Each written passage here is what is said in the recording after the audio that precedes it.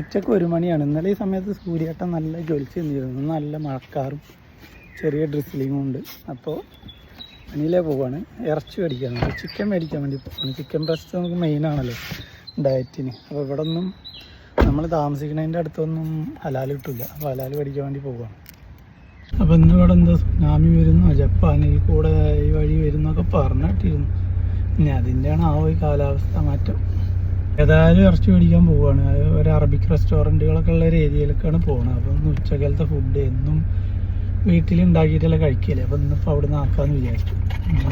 അപ്പോൾ നിങ്ങളിപ്പോൾ ചിന്തിക്കുന്നുണ്ടാവും ഞാൻ എന്തുകൊണ്ട് ഇന്ത്യൻ റെസ്റ്റോറൻറ്റിൽ പോകണില്ല. ഇന്ത്യൻ റെസ്റ്റോറൻറ്റിൽ പോയി കഴിഞ്ഞാൽ എന്താ പ്രശ്നം ചോദിച്ചാൽ അൽ അറബിക് റെസ്റ്റോറൻറ്റിൽ കൊടുക്കണതിൻ്റെ ഡബിളും ത്രിബിളും കൊടുക്കണം അൽ ഹിന്ദ് റെസ്റ്റോറൻറ്റിൽ. അതുകൊണ്ടാണ് പോകാത്തത്, വേറെ ഒന്നുമില്ല. പിന്നെ നമ്മളെ കേരളത്തിലത്തെ മഹാജ്ഞാനി പറഞ്ഞ പോലെ മൊല്ലാക്കന്മാർ തുപ്പിയിട്ട് ഹലാലാക്കിയ ഭക്ഷണമല്ല. ഹോട്ടലിൻ്റെ പരിസരത്തൊന്നും മൊല്ലാക്കന്മാരെ ഞാൻ അതുവരെ കണ്ടിട്ടില്ല. അപ്പോൾ ധൈര്യമായി കഴിക്കാം. തുപ്പാതെ ഹലാലാക്കിയ ഭക്ഷണം തന്നെയാണ്. അപ്പോൾ നമ്മൾ എക്സ്പ്രസ് ഹൈവേ വഴിയാണ് പോകുന്നത്. അപ്പോൾ ഇതായിട്ടുള്ള എൻട്രൻസ് ആണ്. നല്ല അടിപൊളി 6 വരിയുള്ള സൂപ്പർ റോഡാണ്. ഞാൻ ഈ റോഡിനെ പറ്റിയിട്ടുള്ള വീഡിയോ ഞാൻ മുന്നേ ചെയ്തിട്ടുണ്ടായിരുന്നു. നല്ല 6 വരിയിൽ നമുക്ക് നല്ല മിന്നിച്ച് പോകാൻ പറ്റിയ റോഡാണ്.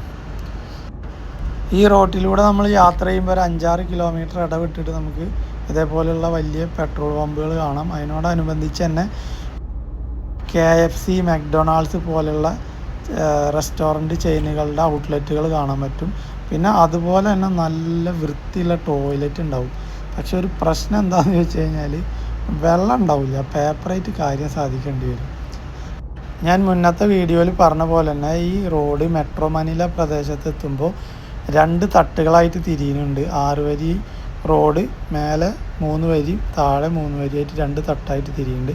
അപ്പോൾ അതിലേക്കുള്ള എൻട്രൻസ് ആണ് ഈ കാണുന്നത്. ഇപ്പോൾ ഞാൻ കടന്നിട്ടുള്ളത് ഇതിനെ സ്കൈവേ എന്നാണ് ഈ റോഡിന് പറയുന്നത്. ഈ റോട്ടിൽ കൂടെയുള്ള യാത്ര നല്ല രസമാണ്. നമുക്ക് നല്ല വിദൂരത്തുള്ള കാഴ്ചകളൊക്കെ നല്ല ക്ലിയർ ആയിട്ട് കാണാൻ പറ്റും. റോഡൊക്കെ നല്ല അടിപൊളിയാണ്, നല്ല സ്പീഡിൽ പോവുകയും ചെയ്യുക. പക്ഷേ അവിടെ ഒരു ചെറിയ പ്രശ്നമുണ്ട് വർമ്മ സാറേ. അപ്പ് ആൻഡ് ഡൗൺ ടോളേ ഒരു 750 രൂപേൻ്റെ വാല്യൂ ഉള്ള പൈസ കൊടുക്കണം ഇവിടുത്തെ. അങ്ങനെ ഞാൻ ഈ റോട്ടിലൂടെ ലഗുണ ലേക്കിൻ്റെ വിദൂര ദൃശ്യമൊക്കെ ആസ്വദിച്ച് ഇങ്ങനെ പോയിക്കൊണ്ടിരിക്കുമ്പോൾ വണ്ടികളുടെ സ്പീഡ് ഇങ്ങനെ കുറഞ്ഞു വരൽ തുടങ്ങി. 3 വരി റോഡുണ്ട് എന്ന് പറഞ്ഞിട്ട് കാര്യമൊന്നുമില്ല, നല്ല ബ്ലോക്കായി. ഇപ്പോൾ പോണത് 20 to 30 കിലോമീറ്റർ സ്പീഡിലാണ്. വിശന്ന് കുടൽ കരിയൽ തുടങ്ങി. അങ്ങനെ കുറച്ച് വൈകിട്ടാണെങ്കിൽ നമ്മൾ സ്ഥലത്തെത്തി. ഞാൻ പക്ഷേ അറബിക് റെസ്റ്റോറൻറ്റിൽ പോയില്ല, ഒരു മൊറോക്കൻ റെസ്റ്റോറൻറ്റിലാണ്. കാരണം അറബിക് റെസ്റ്റോറൻറ്റിൽ പോയി കഴിഞ്ഞാൽ കുറേ സമയം എടുക്കും ഫുഡ് കിട്ടാൻ. പിന്നെ ഇവിടെ ഫിലിപ്പീനോ ഫുഡ് അവൈലബിൾ ആണ് ഹലാലായിട്ടുള്ളത്. ഞാൻ ഇതുവരെ ഫിലിപ്പീൻസിൽ വന്നിട്ട് 7 വർഷമായിട്ടുണ്ടെങ്കിലും ഇതുവരെ ഫിലിപ്പീനോ ഓതൻറ്റിക് ഫുഡ് ടേസ്റ്റ് ചെയ്തിട്ടില്ല. അപ്പോൾ ഇന്നത് ടേസ്റ്റ് ചെയ്യാമെന്നാണ് വിചാരിച്ചത്. പക്ഷേ ഓർഡർ ചെയ്തപ്പോൾ ഇവിടെ സ്ഥിതി വ്യത്യസ്തമൊന്നുമല്ലായിരുന്നു. കുറേ കഴിഞ്ഞിട്ടാണ് ഫുഡ് കിട്ടിയിട്ടുള്ളത്. ചിക്കൻ ഇനസാൽ എന്ന് പറഞ്ഞിട്ടുള്ളൊരു ഫുഡാണ് ഞാൻ ഓർഡർ ചെയ്തിട്ടുള്ളത്. ഈ കാണുന്നതാണ് സംഭവം. ഒരു ചിക്കൻ പീസ്, പിന്നെ കുറച്ച് ചോറ്, പിന്നെ എന്തൊക്കെയോ സോസ്, ഭയങ്കര ഉപ്പായിരുന്നു അത്. ഇതെന്താ സംഭവം എന്നറിയില്ല ഇതിൻ്റെ പേര്. അങ്ങനെ ഇതിന് കലമാൻസി എന്നാണ് ഞാൻ ഈ പിഴിയണ സാധനത്തിൻ്റെ പേര്. ഒരു ചെറിയൊരു നാരങ്ങ പോലത്തെ ഒരു സംഭവമാണ്. അപ്പോൾ നമുക്ക് നേരെ ഫുഡ് അടിയിലേക്ക് കിടക്കാം.